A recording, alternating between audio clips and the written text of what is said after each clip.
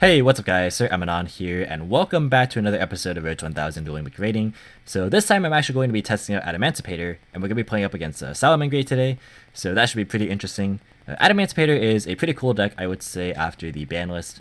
Obviously losing Block Dragon hurt a lot, but it actually makes the deck a bit more fun in a way, just because the boards it produces are still very strong, but it doesn't have the insane follow-up when it gets hand-trapped or just the same recursion when you break their board.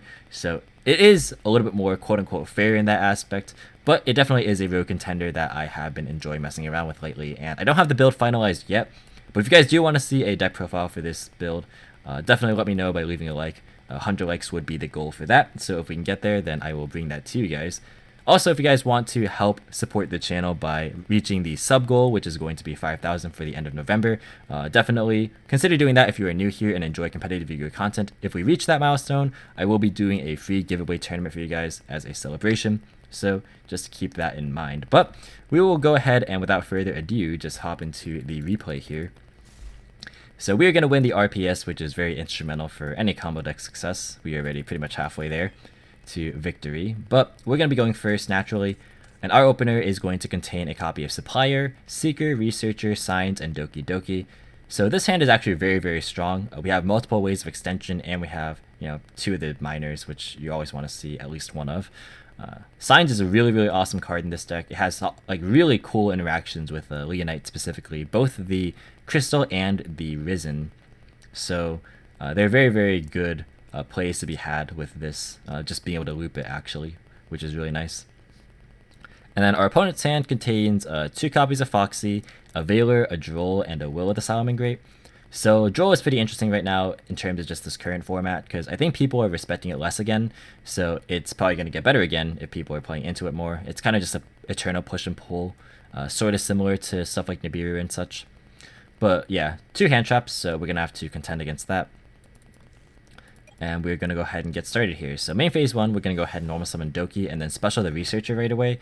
The reason I'm doing it like this is so that I play around Gamma a bit, because if our Doki gets hand trapped, like Gamma specifically, then I mean we can commit to Supplier, but then like we would have to have pitched like the Seeker. Like it would have been a very weird sequence in order to make sure that worked. Or we had to burn like Signs earlier, which I really want to wait, you know, for Signs and use it at a later point.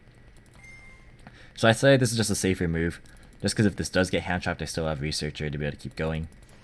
We get rid of our Supplier to summon out Guardian, you know, trading Extender just for safety.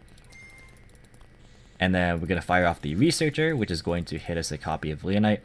In this build, I'm testing around with multiple copies of Leonite. I still am tweaking the ratios for specifically the non-tuner rocks in this deck and or extenders. So yeah, this is one of the cards I definitely do enjoy playing, just because, again, the interaction with Signs is really good.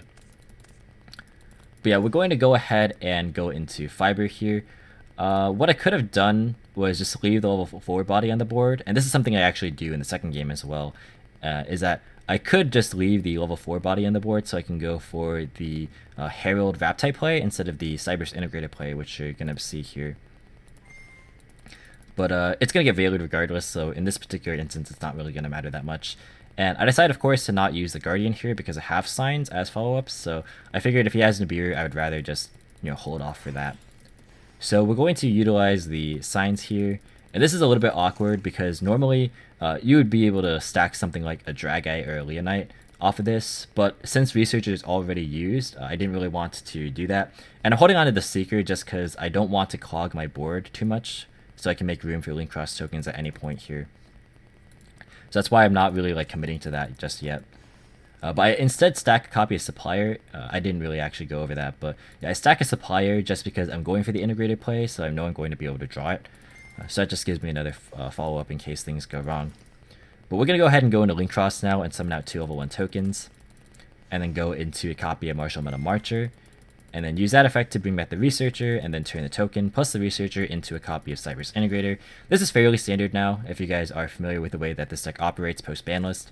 This allows you to go immediately for Rap type, and nets you a draw in the process off the Integrator. And it puts a free Wind Engrave so you can utilize the Rap type Steedy Crow effect, which is actually coincidentally very good in this matchup specifically. But we are going to pick up the Supplier that we stacked, of course, And our opponent doesn't drill here. I think our opponent doesn't realize that drawing counts as adding, because you're going to see later there's another opportunity for him to drill, and he doesn't go for it either. So yeah, I'm going to go ahead and summon up the Seeker now, and then use that effect. That's going to get me a Dragite here. This is like, again, just a chance for him to use drill after I draw here, but he doesn't do it.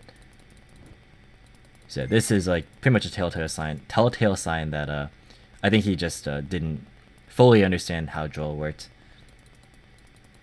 But yeah, you can of course use it when they draw, just outside the draw phase. But yeah, I'm gonna go ahead and go into Risen Leonite here, off the back of the the Seeker as well as the Dragite, and then we're gonna go for the Leonite here effect to add a copy of Researcher. That's good follow up for next turn. And this is where our opponent does drill. So yeah, I think our opponent, again, just was waiting for an actual search here. But of course I don't feel compelled to use Guardian either, because I'm just really holding for Nibiru specifically. We haven't used Raptite yet, so we're going to use that effect. And we're going to actually hit a copy of Leonite, which is pretty nice. It would have been preferable if we had this Leonite first, so we can like stack the signs that we used earlier, and then we can grab the signs off Leonite, like the Risen Leonite, which is the primary way that you want to interact with like these two plus signs. But you know, I didn't do it in that order. Plus, it would have changed, of course. Like I would have revealed the other 5, and then you know the grouping of monsters or cards would have been different. But yeah, I'm still going to stack the signs regardless, just because putting it back in the deck allows you to top deck it more, which is always very nice. I'm going to go ahead and link away into Anaconda, and then use that effect to go for a Dark Dragoon. It's a little bit awkward that I have this Leonite here. What I could have done was actually just summon the Supplier off of that link summon, and then go for a Gallant Granite to search for a Seeker, just so I have all 3 tuners in hand for next turn, which would have been like an insane follow-up in the event that this board got broken. But not a big deal here. We're going to go ahead and reveal in the end phase for Guardian, and then pass our turn. He picks up a copy of Reborn, which is a decent draw, but it's not going to be enough to stop our board here. So taking stock of what we have a Guardian negation, we have a Dragoon negation, we have a DD Crow off of Raptite, and then we have a Fire Engrave because we revealed the Leonite very early in our sequence last turn. So we're able to bring back the Guardian, which is like one of the very good interactions with just the Quacky Mirrors, is that they tribute themselves, and then you just use Leonite to bring them back, and they are not hard once returns, which is really good. So he's going to start off with a Foxy, and he's not going to use that effect. He's going to go for Balinks, and I actually figured that I'm just going to negate this to get it off the board, because I feel okay in being a little bit loose with my interruptions, just because he's on such few cards, since you know the 2 hand traps that he used didn't actually really stop me that much. So I figured might as well use the Guardian. I can bring it back, and like getting monsters off the board earlier for Salad is generally what you want. So yeah, he goes ahead and uses the Will, or he activates it, just puts it on the board, and then he uses Foxy's effect Engrave to pitch another Foxy, and here just obviously I'm going to decide to Raptite it, just because Will doesn't target. So like if you use Raptite in response to Will's on-field effect, then they can just summon something else back, so it's better to use it here. I actually kind of wanted him to use Foxy, and it worked out well for me there. He's going to use Will next, that's totally fine. He can't actually use Balinks' effect since it is a use once per turn, not activate once per turn. So from this position, I feel relatively confident because I have Leonite and I have Dragoon still. So yeah, he is realizing he's not able to actually amount a push past this, so he decides to just scoop it up here. But moving on to game number 2 here, I expect to go second, naturally, but he actually makes us go first, so I'm thinking, alright, he's just going to have a slew of hand traps, and we're going to have to kind of deal with that. But our opening hand is Analyzer, Doki, Guardian, Dragite, as well as Signs, so not nearly as good of a hand as last time, but still a very good one, because any hand that contains like tuners plus like a starter plus Signs in particular is going to be pretty nice. It does suck to open like these rocks that aren't super amazing to draw, because you want to just reveal them. That's kind of the tricky part, is that the non-tuners that you want to excavate off of your miners are typically the ones that you just don't love to draw in hand. So that's kind of just a weird paradox there, kind of, in terms of just deck building, finding that, you know, optimal ratio. Our opponent's hand is a Nibiru, Evenly, Spinny, Parallel Exceed, and Silent Mining. Parallel Exceed and Adamancipator is something that I'm experimenting with. I've seen other builds incorporate it, and I do like the concept of it because if you get Nibiru, you can like turn the Nibiru token to Link Spider and then use Parallel to go for Gallant Granite and then go for Researcher and keep playing. The other use of it is if you open weak, or if you get hand trapped earlier, like say this Doki got hand trapped, like got Veilered or something, then you can go for Almirage and then go for Exceed and then go for the Gallant play. So like, there's good uses for it. It's just that it's not a rock, and it also doesn't always like serve that purpose. It can sometimes be situationally dead. So I figured that I would just rather, you know, have other cards for the time being, but I still am keeping this in the back of my mind. I'm not convinced that it's amazing or that it's bad. I still have to definitely have more data on this. But we're going to go ahead and normal summon our Doki here and get rid of the Analyzer for a Guardian. Reason I do it this way is that I have signs, so I want to just be able to use that as follow-up if we get hand trapped. And if Analyzer misses or gets hand trapped, then I actually just don't really have a follow-up at all. So I figure this way is just better. Plus you get safety in Guardian if Doki does actually end up connecting here. We're going to use these signs to bring back the Analyzer. And then we're going to stack Dragite here. It's good to stack Leonite if you have a level 2 tuner, because then you can use the Crystal Leonite to stack and then you can go into the Risen Leonite. But it's a bit early to do this right now. I didn't want to have to use signs this early, but again, we were kind of forced to, just the way that things kind of panned out. We're going to go ahead and unsurprisingly get our Dragite that we stacked. Yeah, this way we just get another resource to see what we're working with here.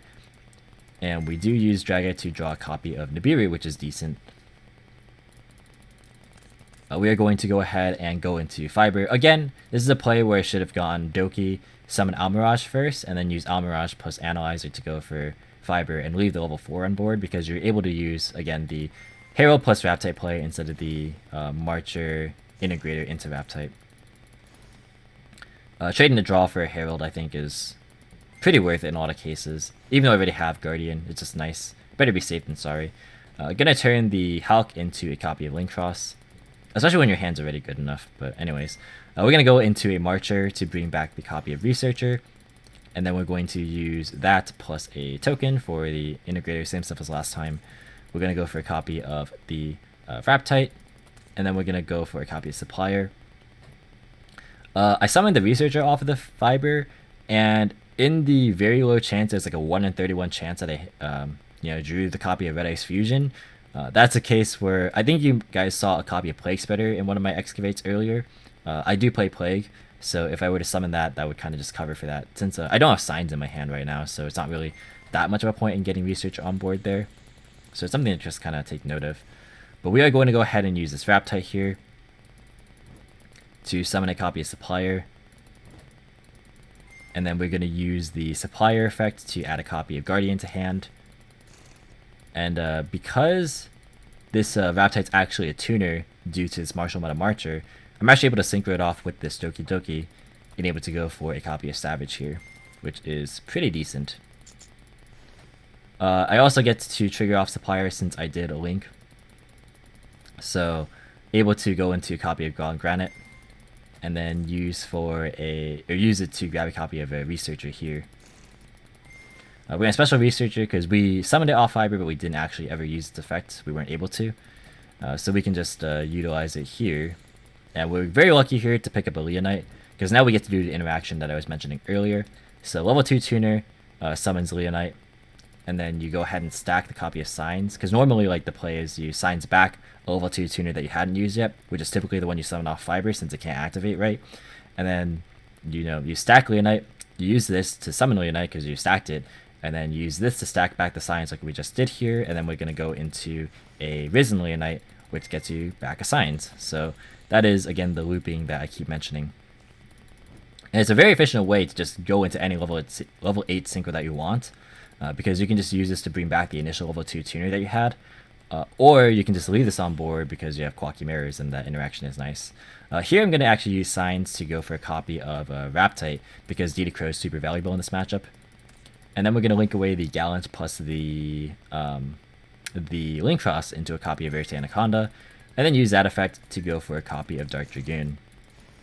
So here we have a Dragoon negate, we have a Guardian negate, we have a Savage negate, We have a DD Crow off Raptite, and then we can use Leonite to bring back the Guardian if need be. And if all that goes wrong, or if we get Dark Ruler, we have Nibiru against Salamangreat, so I am feeling relatively confident here.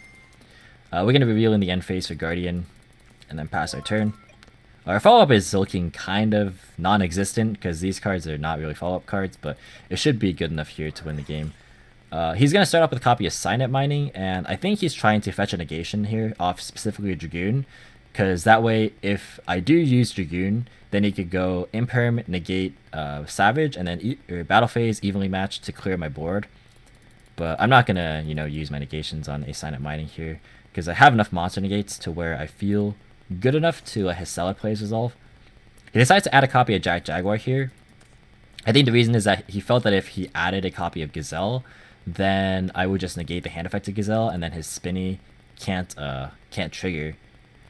And then he'd just be stuck with a dead Parallel Exceed and would be able to do anything. So, fair enough. We're going to go ahead and see him normal summon a copy of Jaguar, and he's going to bring back the Spinny.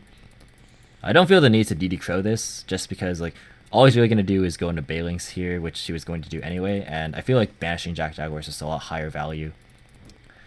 So yeah, last game we negated the Bailings, but this game he can chain block with the Parallel Exceed. But I am going to, of course, negate the Parallel Exceed in hand. I don't want him to get free link material to just climb into stuff like Update Jammer, Transcode, and Access Code. Even though it's unlikely he's going to get that far, but just in case, he's going to add Sanctuary off the Bailings, and then go for a copy of Salamangreat Sunlight Wolf here. And then he's going to use Jaguar to recycle the Bailings and here fire off the Raptite DD Crow. So it gets that resource out of the grave, which is one of the most important grinding tools. And he still has to contend with the Leonite bringing back the Guardian and the Savage and the Dragoon, which in this hand there's not really any way that he can conceivably do, so he just goes ahead and scoops. So even though he had Imperm evenly, he could have used those two to force out both the Savage and the Dragoon, but you can see that with the remaining cards in his hand, I didn't have to use either of these on those cards anyways, so his follow-up wasn't going to be strong enough. I think his goal was definitely to force me, or to bait me into using something on the mining so he can go ahead and just fire off the Impermanent evenly. But that is going to be just a general showcase of what Adamancipator can do. Definitely let me know if you guys want to see more of this deck, or if you want to see again a deck profile. 100 likes would be the goal for that. But that's going to do it for the video, guys. Thank you so much for watching. Hope you guys enjoyed. If you did, leave a like as well as any thoughts or feedback in the comments. Subscribe for more informative and competitive Yu-Gi-Oh content. If you want to, you can follow me on Discord, Twitter, or Twitch. All things in the description as always. And until next time, I'll catch you in the next video.